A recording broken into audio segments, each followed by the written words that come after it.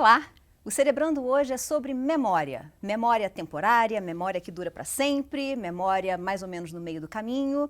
Para conversar comigo sobre esse assunto, eu tenho aqui a atriz e poeta Elisa Lucinda, especialista em memória, né, Elisa? Muito obrigada pela presença. Especialista também não, mas eu sou uma curiosa. Ué, você não está com uma peça em cartaz há 11 anos? Na prática, eu sou sei lá, uma fã da memória, uma dependente dela. Ela né? é o seu ganha-pão, né? O Sem seu ela trabalho não tem... depende fundamentalmente da sua capacidade de memória. É incrível, porque assim, eu penso que sem a minha memória, sem ela estar afiada, eu perco até a minha segurança, né? Em cena, por exemplo, né? Em cena eu não tenho nada para olhar. Não parem de falar mal da rotina, que eu faço há 11 anos. Aham. Eu não tenho nada, não tenho nenhum papel em cena. São 3 horas de peça. Então você vai 3 andando horas. naquele pensamento, aquele caminho subjetivo, né, que você cria. Vamos começar por aí, então. Uma peça de 3 horas, quanto tempo você levou para memorizar aquilo tudo, todo o seu texto? Você fala sempre o mesmo texto? Não. Eu falo sempre, é o mesmo pensamento que eu desenvolvo a cada dia. Aham. Eu penso de novo aquilo. Sei. Entende? Eu penso de novo. Digamos que o assunto seja o amor. Em vez de eu falar uma coisa fechada sobre o amor, eu penso de novo aquele assunto. E como a cada dia você está mais experiente, você sabe mais sobre aquele tema, ou sobre qualquer tema da vida, a princípio você está mais experiente, então o negócio vai ficando mais, como é que é? Vai adquirindo mais vida. Mas não é viva. improviso, simplesmente. Você não está tirando o texto do zero de novo todos os dias. Não estou tirando do zero. Muitas coisas, inclusive, eu repito a mesma palavra. Certo. Mas, assim, os poemas, por exemplo. Os poemas não tem improviso. Todo dia eu mesmo. E são 8 poemas no espetáculo todo. 12, 10. Então, podendo variar. Então, essa vida que tem no espetáculo também se dá aos textos que não são mutáveis, como o do poema, ou uma canção. Na peça tem uma cena que eu falo, vou cantar uma canção e vocês, quem adivinhar, ganha tanto. Ganha tanto, até parece. Ganha um livro, tanto não. Ganha, não é dinheiro, mas ganha um livro, ganha uma entrada de novo da peça, que as pessoas gostam muito de ver de novo. E aí eu tiro da cartola naquele momento. Eu sei muita música MPB, eu gosto muito. Então eu tiro da cartola. Já sei, vou cantar essa. Não quero que ninguém saiba, nem a produção. Sabe, eu acho muito legal ouvir isso, porque eu tenho uma bronca com o sistema escolar aqui eu digo no Brasil, que menospreza a memória, deprecia mesmo a memória, né? É feio você decorar. Aprender, não pode envolver decoreba, nada de decorar nada, né? E eu estudei, eu fiz toda a escola, a universidade no Brasil, e depois eu fui morar fora. E foi quando eu cheguei lá que eu notei que os meus colegas todos que tinham sido educados na Europa ou nos Estados Unidos, eles conheciam de cor vários poemas, primeira frase, a frase de abertura de vários livros. Moby Dick começa assim, Tempestade de Shakespeare começa assim. E eu ficava besta, né? Puxa, eu não conheço nada disso, eu não tenho esse repertório, até mesmo para comparação, né? Para entender que uma parte de um texto é uma brincadeira com uma outro referência, autor. Pois é, a gente não tem isso aqui e eu estou em campanha pelo eu resgate também. do Você valor tem da aqui memória. uma aliada. Que bom, porque eu acho que a memória é o banco de dados que a gente tem para criar depois. Não, né? Sem ela não tem nem identidade. Memória é um papo sério. Por aí, né? Sem ela não tem nada. Pois é, mas só que aí a gente já está falando, esse nível de memória, né, que te dá a sua identidade, a sua personalidade e tudo mais, é uma memória tão fundamental que a maior parte das pessoas nem considera isso como memória.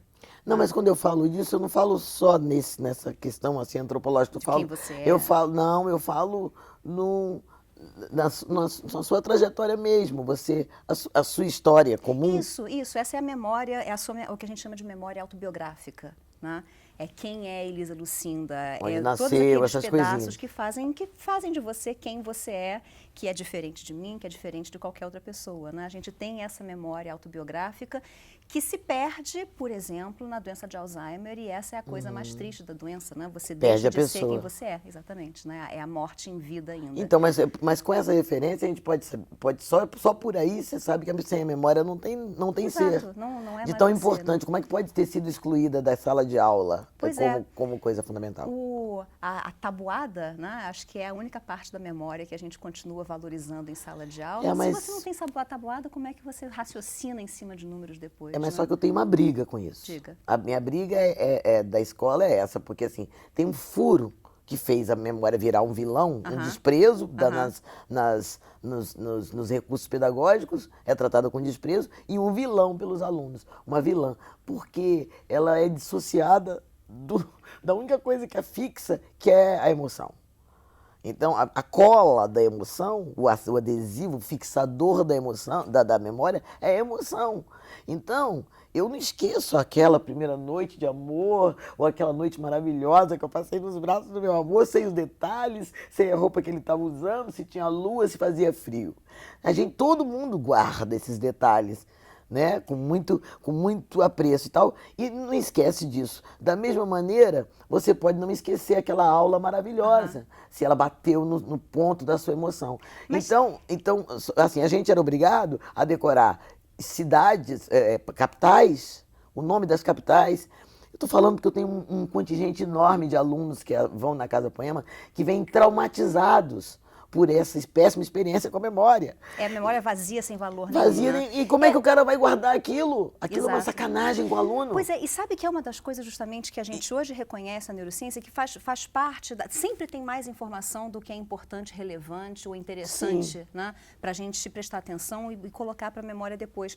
Mas, e o que faz a diferença, o que de fato é importante para você, o que merece, digamos, entrar para a sua memória ou não, é esse peso emocional, é esse valor, né? O valor emocional, o quão bom, o quão ruim, ou mais ou menos a coisa foi. Esse é o carimbo, né? É o carimbo, que a e gente por isso que vai para um lugar. acontecimento e que vai para a memória ou não. Aí vai para um lugar inesquecível. Exato. Assim, aconteceu uma coisa muito interessante comigo.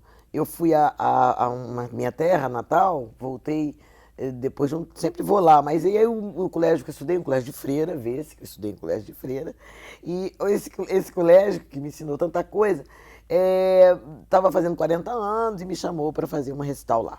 Quando eu cheguei no pátio, passei pelo pátio, eu vi, na minha memória, a menina de 10 anos que eu fui, falando um poema que chama Pássaro Cativo, do Olavo Bilac, que eu não sabia que eu sabia. Eu nunca mais acessei aquilo. Eu levei um susto, porque foi que a memória, o espaço me trouxe essa memória que estava guardada intacta, entendeu? Tinha tanta alegria em volta dela, ela estava fixada, salva numa pasta muito, digamos, muito confortável, muito sem traumas, muito bonita. E isso, ela estava ali, novinha, esperando eu acessá-la. Que bacana. Essa é a outra parte da memória, né? A memória a gente constrói memórias por associação, então sempre tem a emoção, né? O valor associado àquela memória, que quanto maior é o peso emocional, maior é a chance de você lembrar de alguma coisa, de fato, né? Guardar na memória. Mas tem o contexto, é onde você estava, né, o que falaram para você, qual era o momento da sua vida, até que chega naquele momento, eu acho, tem uma memória em particular que ficou, não sei bem porquê, toda vez que eu passo por o mesmo lugar em uma ponte aqui no Rio de Janeiro, o mesmo pensamento sempre me vem à cabeça. É público esse pensamento? Pode falar? É uma coisa absolutamente tola. Eu preciso, é a lembrança de mandar um FedEx em particular que foi para me candidatar a uma entrevista para uma revista, que era na época uma coisa muito importante para mim, e eu lembro de ter pensado aquilo pela primeira vez, passando por aquela ponte. E nunca mais o pensamento te abandonou. Nunca mais me abandonou, porque era um pensamento extremamente importante, né? Era uma coisa absolutamente fundamental que eu tinha que fazer naquele momento.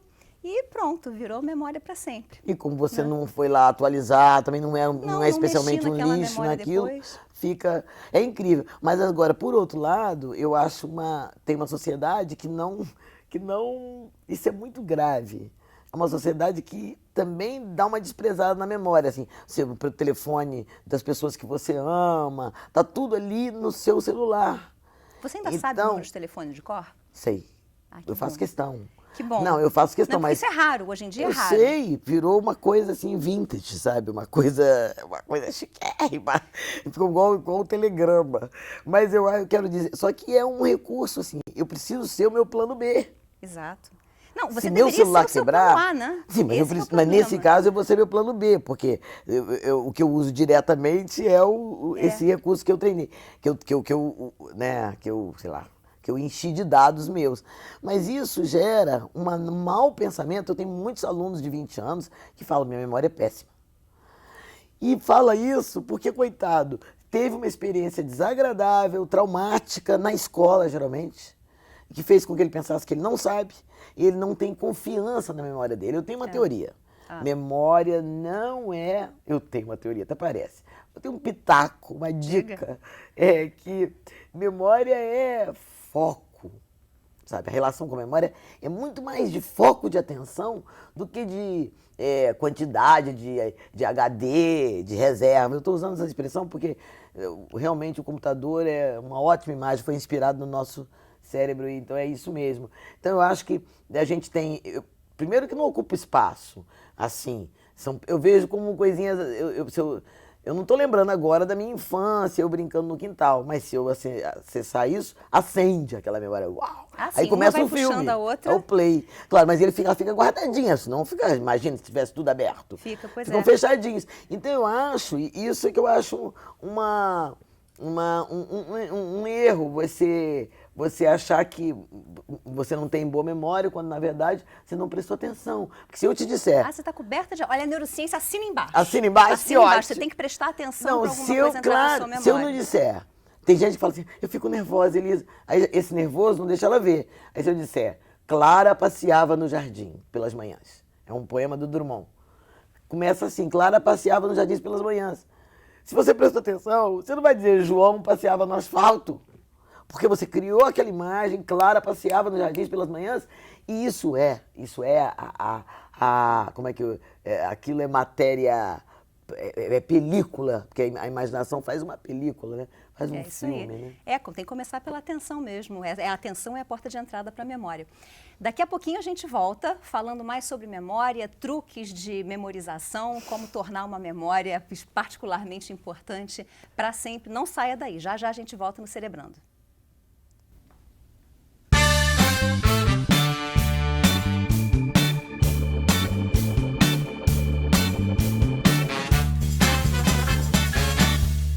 Estamos de volta nesse Cerebrando sobre memória. Eu estou aqui conversando com a Elisa Lucinda e a gente estava batendo o maior papo aqui sobre celular e a dificuldade que a gente tem para a memória hoje. Tem muita gente que bota a culpa na tecnologia, na internet, ou é o celular. Eu chamado ouço cérebro muito... periférico, como disse o nosso Javier aqui. Pois é, eu ouço muito essa reclamação de que a minha memória está ficando ruim, como é que eu faço para usar a minha memória? Como é que eu faço para melhorar a minha memória? Usa a sua memória. Usa. Né? A maioria das pessoas agora, eu acho que a gente está aceitando com facilidade demais terceirizar a memória da gente. Está né? aceitando e se rendendo a isso. Saber número de telefone dos outros, para quê? Está aqui o meu celular, tem tudo anotado. Né? E se tem uma coisa que a gente reconhece hoje na neurociência, que é assim, o melhor remédio para a sua memória, a melhor maneira de cultivar a sua memória é usar a sua memória. A sua memória, então, deve ser uma coisa extraordinária, porque com a gente não só coloca dados para dentro do nosso banco de dados, né, memorizando, mas fazendo isso você aprende também a memorizar justamente, a prestar atenção nas coisas, a extrair o que é importante, a dar conteúdo emocional para aquilo, né? Por exemplo, você aprende uma coisa muito legal, eu sou meio um caderno de mim, sabe? Então eu guardo coisas, poemas. Tem um poema que eu estou para fazer, tem uns 4 dias que não tive tempo, né? Mas ele tá todo ajeitadinho ali com os dados dele aqui, eu não anotei em lugar nenhum. Como é que você memoriza? Você tem algum hábito em particular, algum truque que funciona bem para você? Não tem um truque, não. Eu preciso trabalhar com a coisa cognitiva minha, eu preciso compreender. Eu preciso saber, assim, por exemplo, Clara, só para ficar no mesmo exemplo, Clara passeava nos jardins pelas manhãs. o céu era verde sobre o gramado. É a próxima frase, porque logo depois ele começa a descrever esse jardim. Então eu tenho uma sequência, minha compreensão faz com que eu chegue às ideias, entendeu? E se eu compreender, eu faço aqui uma sequência dentro de mim. Eu acho... Então você vai criando imagens na sua cabeça? A palavra clara, cria, no jardim, né? pelas manhãs. A palavra cria sem que eu queira, ela cria, né? Então, eu já vou fazendo é uma película para mim, é um filme que eu tenho. Só que eu guardo os poemas no mesmo lugar. Os poemas que eu amo, e que são os que eu decorei, eu decoro porque eu amo. Eu gosto daquele poema, mesmo que eu não tenha que apresentar, eu decoro. Eu quero ter esse poema para mim, aqui dentro de mim, sabe? Então, isso tudo é o meu recurso humano, né? Minha riqueza, digamos. Então, eu decoro, guardo ali. Agora, eles moram no mesmo lugar que mora, assim, as minhas memórias afetivas reais, onde moram meus sonhos, enfim, sonho sei lá, você sonha uma coisa, quando você sonha, eu quero ser não sei o que lá, quero fazer isso. Você tem uma imagem correspondente àquilo. Então mora nesse lugar. Então é vivo, é experiência vivida. Eu, quando falo um poema, mesmo que não seja meu, e eu sei muitos poemas de vários poetas, que eu ensino e tal, eu acesso esse lugar. Acesso esse baú. Dizer, o poema é muito mais do que só aquela sequência de palavras. É. Aquela sequência de palavras... Aquilo é só o que está no papel. É só o que está no papel. Debaixo dela tem toda a dramaturgia que elas estão propondo. Então, o que você memoriza é o conjunto disso tudo, né? Exatamente. A sequência das palavras no papel só para trazer aquela imagem para vocês. Para compor o meu puzzle, o meu quebra-cabeça. Depois, com as imagens, vem, então, todo o conteúdo emocional, o que aquilo significa para você. Tem que ter significado para você memorizar. Tem que significar alguma coisa para você. Mas não precisa ser aplicado à minha vida necessariamente, entendeu? Mas tem que ter um sentido ali. Teve um poema da Adélia Prado que eu fiquei muito tempo para decorar o poema. Não consegui decorar. Não consegui decorar o filho da puta do poema. Por quê? E aí, porque eu não sabia. Por que eu tenho muita facilidade para decorar. Sempre foi uma decisão, da razão, por decorar esse poema, gostei. E esse poema danado não fixava. Falei, gente, o que aconteceu? Descobri uma coisa genial. Um dia eu estava super triste, tarará. O poema começava assim, numa tarde clara de um domingo quente, surpreendi-me. Era assim. E aí um dia eu tô em casa, era domingo, e eu estava triste. O que é raro, assim, eu não sou muito dado à tristeza. Aí eu estava triste, aí eu pensei, numa tarde clara, num domingo quente. Falei, vai, olha, esse é o poema da Adélia. Hoje eu vou decorar ele. Vai ver, eu tô pronta. Sabe o que aconteceu? Eu não estava à altura do poema. Em experiência da vida, nem aquele acesso àquele registro daquela tristeza humana que ela retratou ali. E eu fui ali naquele lugar. E eu percebi que estava tudo propício àquela experiência. Quer dizer, naquele Nunca momento, mais eu esqueci o poema. Naquele momento ele fez sentido para você, você encontrou dentro de você mesmo ele não tinha lugar para ser, ele não tinha pasta. Não tinha uma pastinha para ele ainda. Não tinha como aquilo que eu estava te falando, a gente estava conversando sobre poemas que eu ensino a dizer, que eu não sei que sei, mas eu sei, eu ao ensiná-los, a ensinar a pessoa a dizê-los, eu memorizo. Mas como não é da minha intenção memorizá-lo, eu nem sei se sei. Aí ele é como se fosse um arquivo meu que não está em pasta nenhuma. Eu não salvei, mas está lá. Aquele conhecimento está lá. Aquele conhecimento que eu não sei que sei. Pois é, a gente aprende, a gente vai aprendendo. A memória é o resultado de aprendizado, né? A memória é só a evidência de que você aprendeu alguma coisa, é o que fica, né, desse processo do aprendizado. Então a gente aprende por repetição, não tem jeito. Você tem que ir repetindo. Né? Você perguntou uma técnica, um truque, Isso. Né? Eu te interrompi agora. Não, diga. Mas é que eu queria falar que eu faço assim. Aí essa sequência, aí eu decoro. Eu começo lá da Clara, vou até um bom pedaço que eu vou incorporando, incorporo a próxima cena, depois volto lá em cima, incorporo a próxima cena, volto lá em cima. Isso é muito bacana de ouvir, porque a gente, a memória pra gente funciona exatamente assim, como é uma rede de associações, né? Você vai acrescentando um pedacinho e costurando aquele pedaço com o resto que já estava associado. Fazendo links. Né? Então, quando você já tem aquela, você tem que começar por algum lugar, mas aí depois que aquela rede já existe, aquelas associações já existem, já estão costuradas, aí você pode acrescentando vai só colocando mais um pedacinho, mais outro pedacinho. Deixa eu te perguntar uma coisa. Uma outra diferença importante que a gente reconhece, e que eu vou adorar ouvir na prática, né, como que isso acontece, é que tem a memória, primeiro, não é uma coisa só, né? Então, como você estava falando, você pode adquirir uma memória sem notar que você está adquirindo aquela memória. E um dia você descobre, eu sei isso aqui de cor, e eu nunca tentei assim conscientemente, né? Você pode ter a memória sem ter aquele carimbo em outra parte do cérebro de que esta memória passou por aqui. Essa memória sua que você tem essa. Mas a gente também sabe que tem tipos diferentes de memória, inclusive em duração. Tem a memória temporária, que a gente chama de memória de trabalho, né? Que é a memória só para você digitar um número de telefone. Mas tem a memória descartável, né? Essa memória descartável, esse nome é ótimo. Mas aí tem a memória de curta duração, que é aquela que você precisa, por exemplo, a informação que você vai usar ao longo do dia e depois acabou. Que eu imagino que seja o que um ator precisa fazer para decorar o texto daquela cena que vai ser gravada no dia. Na que novela. É completamente novela diferente, é muito incrível isso. Que é completamente diferente, eu imagino, da memória de longa duração daquele texto que você vem encenando todas as noites há 11 anos, né? Essa memória é diferente para você? A memorizar uma cena para gravar para novela e memorizar uma cena para o teatro? É engraçado, assim, a finalidade dela é que muda a durabilidade, né? Então, eu sei que eu vou decorar aquilo, são 23 cenas que a gente vai gravar hoje na novela, imagina. Você decora aquilo próximo mesmo, até para não ficar velho em você aquilo. E é para sair, é para ser cíclico, é transitório. Não se apega àquilo, não tem problema. Sabe? Você não, eu acho que, então, inclusive, você não pode ficar lembrando de tudo, né? Já pensou se você chega para gravar as cenas de hoje e você lembra das cenas de ontem? Atrapalha, né? Atrapalha, né? Atrapalha.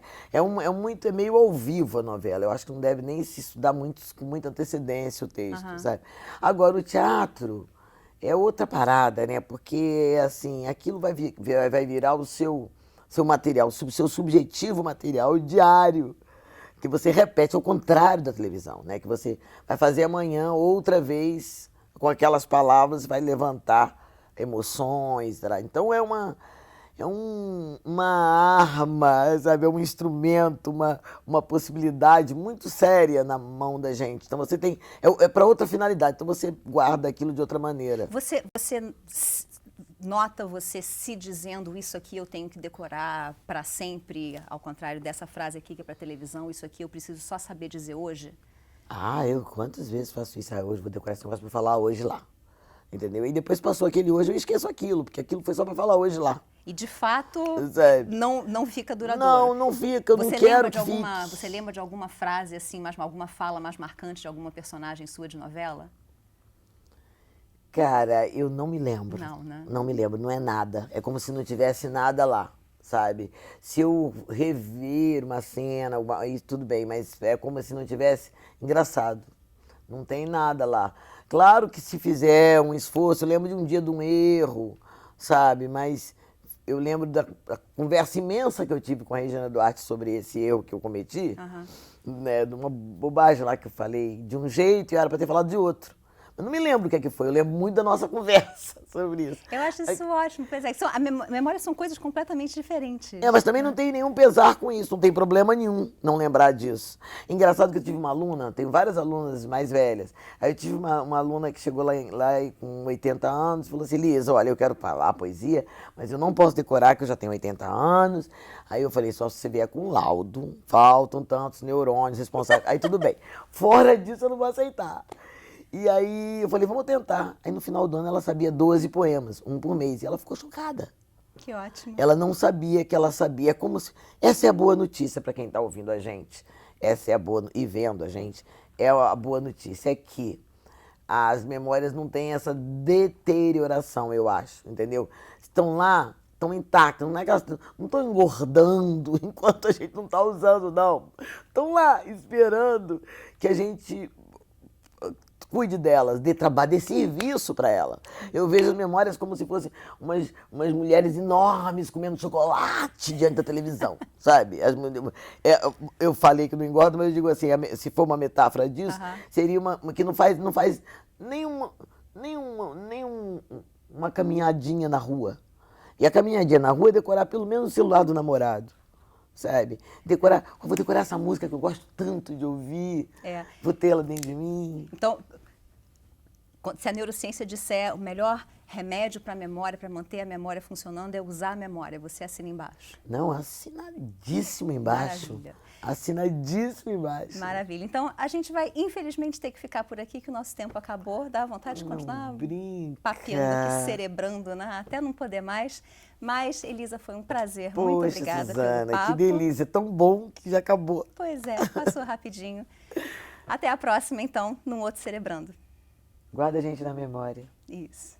E a gente pode continuar aqui batendo papo, que é o que você acha que Adorei. Ui. Foi um prazer. Muito obrigada.